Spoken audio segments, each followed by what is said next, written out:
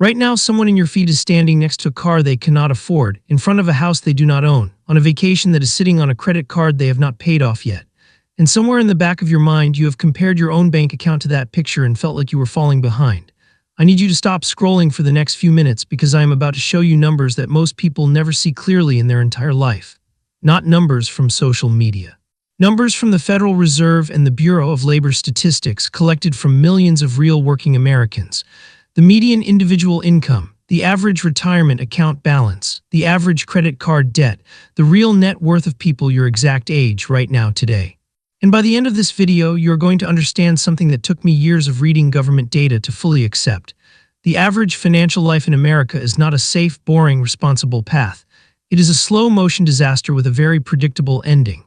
And if what you're doing right now feels normal, feels like what everyone around you is doing, there is a real chance you are already walking directly into it. Stay with me because in the second half of this video, I am also going to give you the exact math on how to walk out. Before I go any further, if this is your first time here, hit subscribe right now, because what I am about to walk you through are 6 distinct phases of financial reality, and most people only ever see 1 or 2 of them clearly in their entire life. You do not want to miss the second half of this video, where I show you exactly how to get off the path I am about to describe. My name is David Marshall. Most people just call me Dave. For the past several years, I have spent an unhealthy amount of time reading through Federal Reserve survey data, Bureau of Labor Statistics reports, and Social Security Administration benchmarks. The boring government spreadsheets that almost nobody opens voluntarily. And what I found buried inside them was more unsettling than anything I have ever seen on the news. Somewhere between the headlines telling you the economy is doing fine and the highlight reel your feed shows you every single day, there is a quiet layer of data that tells the real story of the average American. Today I'm going to walk you through that story, phase by phase, almost like a case file. And I want you to do one thing while you listen. Do not picture some anonymous average person out there somewhere far away. Picture yourself. Place your own numbers, your own paycheck, your own savings account right inside this story, because that is the only way any of this actually helps you by the time we get to the end. Let's start where every financial life starts: income. The median individual income in America right now sits at about $52,000 a year. Break that down and it comes out to almost exactly $1,000 a week. On paper, that sounds livable. It sounds like something you could comfortably build a life on. But $52,000 is not the number that actually lands in your bank account, and this is where most people's mental math quietly breaks down. Before you ever see a dollar of that income, it passes through FICA tax, then federal tax drag, then, depending on where you live, state tax drag on top of that. Once all 3 of those take their cut, the median individual is left with a post-tax take-home of somewhere between $35,000 and $40,000 a year. Sit with that gap for a second. Somewhere between $12,000 and $17,000 of that $52,000 income never actually belongs to you. It disappears before it ever becomes real money in your life. And here is the part that should genuinely concern you. Every budgeting guide you have ever seen online, every how much house can I afford calculator, every casual income flex on social media is almost always talking about that first number, the $52,000, not the $35,000 to $40,000 you are actually going to have to survive on. That gap is the very first crack in the average financial path, and I promise you it only gets wider from here. Hold that number in your head for a second, the $35,000 to $40,000 you actually get to keep, because everything else in this video is going to be measured against it. Every expense, every retirement dollar, every debt payment you're about to hear about has to somehow fit inside that same shrinking number, and that is exactly where the next phase of this story starts getting uncomfortable. Now let's talk about the number that made me want to make this video in the first place. Retirement. The average retirement account balance for someone 65 years old or older in America is $88,000. I want you to actually sit with that number for a second because most people hear it and think, okay, that is disappointing but not catastrophic. Let me show you exactly why it is catastrophic. There is a formula financial planners have used for decades called the 4% withdrawal rule. It is the standard conservative math used to calculate how much money you can safely pull out of a retirement account every year without running out of money before you run out of life. You take your total balance and you withdraw 4% of it annually. Apply the 4% withdrawal rule to $88,000 and here is exactly what comes out: $3,520 a year. Now divide that by 12 months. $88,000 of retirement savings. The actual average in this country generates about $300 a month, not $300 a month on top of a comfortable pension. $300 a month, period. Let that number sit in the room with you for a second, because here is where this stops being a statistic and starts being a documentary. Picture someone, let's call him Kevin. Kevin starts working at 22 years old. He does everything he is supposed to do, gets a job, pays his bills on time, contributes what he can when he remembers to, and keeps his head down for decades, because that is what responsible people do. Kevin retires at the average retirement age of 61. That is 39 years, almost 4 full decades of showing up, of trading his time for a paycheck. And at the end of those 39 years, Kevin's retirement account generates $300 a month. Kevin is then expected to live off that plus Social Security for 25 or more years of retirement. Read that back one more time. 39 years of labor for $300 a month is one of the worst return on time stories in modern American life. And it is currently happening to millions of people who genuinely believe they were doing everything right. That right there is what I call a raw deal, and it gets worse. Because at least Kevin saves something. Roughly 25% of the population, 1 out of every 4 working adults, has $0 saved for retirement. Not low, zero. Their entire retirement plan is Social Security, which pays an average of $1,550 a month. That is not a backup plan sitting quietly behind their real plan. That is the entire plan.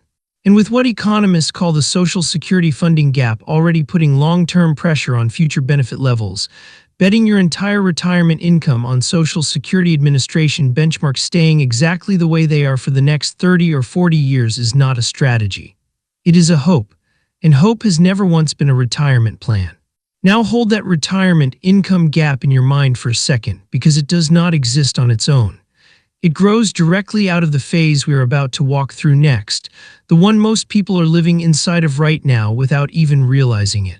So if the paycheck already shrinks the moment taxes touch it, and the retirement outcome is this brutal, you would at least hope people are keeping their monthly spending under control while they are still earning. They are not. The average household in America spends $5,577 a month. That comes out to $67,000 a year. Break that spending down and you start to see exactly where it all goes. Housing alone eats $1,885 a month. Transportation takes another $913 a month. Food takes $691 a month on top of that. And that is before healthcare, insurance, subscriptions, minimum debt payments, and all the smaller leaks that never show up in a highlight reel. Here is the mathematical proof that should make you genuinely uncomfortable. Remember that post-tax take-home number from earlier, the $35,000 to $40,000 a year for the median individual. Now compare that directly to the average household spend of $67,000 a year. One median income does not come close to covering the average household budget. It is not even close. This is what I call the break-even threshold, the minimum combined income a household actually needs just to land at zero. Not to save. Not to build wealth, just to avoid going backward every single month. And the only reason most households survive this math at all is because it takes 2 incomes to reach that break-even threshold, not 1. Which means an enormous number of American households are one single income disruption away from falling below zero. A layoff, a medical bill. One missed paycheck, that is the fragile floor the average lifestyle is quietly standing on, whether people realize it or not. And if you're single, living on 1 income instead of 2, that break-even threshold does not shrink just because your paycheck did. You are still facing the same $5,577 a month household reality, except you are trying to cover it with a single median paycheck that barely clears $40,000 a year after taxes. That is not a small gap to close. That is thousands of dollars a month that has to come from somewhere, and for a lot of people that somewhere ends up being a credit card, which happens to be exactly where this story is headed next. And a meaningful chunk of that spending is not survival spending at all. It is what I call lifestyle signaling, the newer car, the vacation, the upgraded phone every year. The things that broadcast financial health to everyone else while doing the exact opposite to your actual bank account. The illusion I mentioned at the very start of this video, the vacations, the vehicles, the version of wealth people post online for you to see, this is where it actually comes from, not surplus money sitting comfortably in savings. Borrowed breathing room, one credit card statement away from a very different picture entirely. Which brings us to the number that looks the most reassuring on the surface, and is actually one of the most dangerous once you understand what is really sitting underneath it. The average FICO score in America right now is 715. That is officially considered a good credit score. On paper, it tells a lender this person manages debt responsibly. But sitting right next to that respectable 715 credit score is another number that tells a completely different story. The average credit card debt per person carrying a balance is over $9,000. So the exact same population walking around with a good 715 credit score is also carrying thousands of dollars in revolving credit card debt.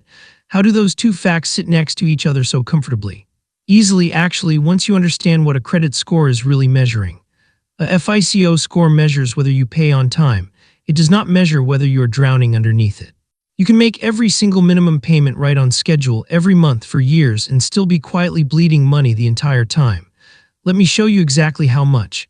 The average credit card interest rate sits around 20% APR. Apply that rate to $9,000 of average credit card debt, and you get $1,800 a year in pure interest. $1,800 every single year disappearing into what I call debt drag, just to carry a balance you probably do not even fully remember accumulating item by item. That is not building wealth. That is not even standing still. That is $1,800 a year of quiet, guaranteed loss. And here is the phrase I want you to actually remember from this entire video. When you carry high-interest credit card debt month after month without paying it down, you are not really spending money anymore. You are throwing away money to make credit card companies rich. That same $1,800 a year, redirected instead into something like a low-cost index fund and left to compound for 10 or 15 years, is realistically the difference between a comfortable retirement and becoming another entry in that $88,000 average we talked about earlier. Every single dollar you hand over in interest is a dollar that will never work for you. Not now, not ever. Now let's zoom all the way out and look at the full scoreboard, because this is where the income, the retirement account, the spending, and the debt all collide into one final number: median net worth. Remember, net worth is not income. Net worth follows the net worth equation: everything you own minus everything you owe, assets minus liabilities. This is the real scoreboard of a financial life, and here is exactly what it looks like broken down by age in America right now. Under 35 years old, median net worth sits at $14,000. 35 to 44 years old, $91,000. 45 to 54 years old, $168,000. 55 to 64 years old, $212,000. 65 to 74 years old, $266,000. Read that scoreboard slowly because it tells a brutal story about pace, not just totals. Look at the jump between the under 35 bracket and the 35 to 44 bracket. $14,000 up to $91,000. That looks like real progress, but now look at the back half of that same list. From the 55 to 64 bracket to the 65 to 74 bracket, right as people are actually supposed to be retiring, the jump is only from $212,000 to $266,000. The growth almost completely stalls out at exactly the moment it matters most in a person's entire financial life. And here is the number that should genuinely disturb you. Even that so-called peak net worth of $266,000, run through the same 4% withdrawal rule we used earlier on the retirement account, only generates about $887 a month. That is not a typo. The best-case scenario, the top of the entire national ladder, average American net worth, still produces less than $900 a month in sustainable income. This is not one unlucky decade for one unlucky generation. This is the median outcome. The actual middle of the entire country, repeated at every single age bracket, generation after generation. And if the number for your current age bracket is sitting above where you are right now, I want to be completely clear with you about something. You are not failing as a person. You are simply standing on the same track as most people, and that track mathematically does not lead anywhere good. This is the exact same track Kevin has been walking this entire video. And if you have been quietly matching your own numbers to his story so far, this next part is where that comparison stops being hypothetical. So how do you actually get off this track? This is the part of the video that matters the most, so I need you to actually listen, not just have it playing in the background while you scroll something else. The average personal savings rate in America right now is about 6%. That means for every $100 the average person earns, they keep roughly $6 of it, and the other $94 gets spent. If you want a different outcome than the scoreboard I just showed you, the underlying math is not actually complicated. It just requires intention instead of complacency, two words that matter more in personal finance than almost any other concept I have studied over the years. There is a well-documented pattern in behavioral finance called intention versus behavior. Almost everyone intends to save more. Almost no one actually does it month after month, year after year, until suddenly they're 65 years old staring at an $88,000 balance, wondering exactly what happened to the last 4 decades of their life. Now picture a different person. Let's call her Rachel. Rachel is not extraordinary. She does not earn some massive six-figure income, and she does not live like a monk either. Rachel simply does a few things slightly better than the national average consistently, without making any of it feel dramatic. First, she pushes her personal savings rate above that 6% national average. Even getting to 10 or 15% instantly puts her ahead of the majority of the entire country. Second, she keeps her monthly spending a little below that $5,577 median household number we talked about earlier, trimming a percentage off housing, transportation, or food, small cuts that do not feel dramatic in the moment at all. Third, when Rachel does manage to save money, she does not let it sit doing nothing while inflation quietly eats away at it year after year. Historically, low-cost index funds have been one of the simplest, most accessible ways for an ordinary person to let their money actually grow, instead of slowly losing value the way idle cash does. There are no guarantees in the market, and past performance is never a promise about the future, but historically consistent contributions into a diversified low-cost index fund held for decades instead of months has been one of the most repeatable paths an ordinary income earner has ever had access to. It does not require picking the right stock or timing the market perfectly. It simply requires showing up month after month for longer than most people are willing to stay patient. None of this requires Rachel to be a genius. None of it requires a massive income either. This is what I call the compound effect of minor reductions, small, boring, unglamorous adjustments that do not feel dramatic in any single month, but completely change the entire net worth scoreboard 20 or 30 years down the line. Rachel is not doing anything dramatic. She's simply choosing to beat the average by a little bit, in income, in spending, in saving, and in debt all at the same time, instead of letting all four of those forces quietly work against her the way they worked against Kevin. That, in one sentence, is the entire exit blueprint hiding inside every number I have shown you today. I want to leave you with something I call the oxygen philosophy, because it is the actual reason I make these videos in the first place. Nobody walks around all day consciously thinking about oxygen. You do not wake up each morning feeling grateful for air. You do not sit there checking how much of it is left in the room. You simply breathe without thinking about it because there is enough of it, and that lets your mind focus on everything else that actually matters in your life. Money is supposed to work exactly the same way. The goal was never to become the person with the loudest car or the most envied vacation photos, the lifestyle signaling we talked about earlier in this video. The real goal is to build enough of a financial cushion that you eventually stop thinking about money entirely, that it becomes invisible in the background of your life, the same way oxygen is invisible, because you have enough of it flowing that you are never gasping for it in a moment that actually matters.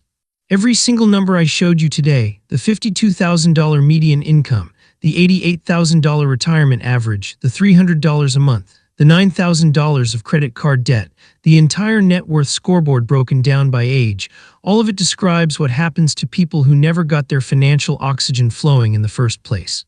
They spent decades quietly running out of breath, without ever fully realizing it was happening to them, until it was almost too late to change course.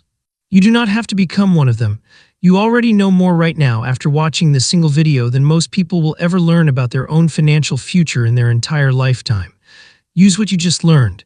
Beat the average by a little bit in a few areas starting today, not someday, and give yourself the room to actually breathe. If this video opened your eyes even slightly, hit subscribe right now, because I am building this entire channel for people who want the real numbers instead of the highlight reel, and there is a lot more of this coming. I will see you in the next one.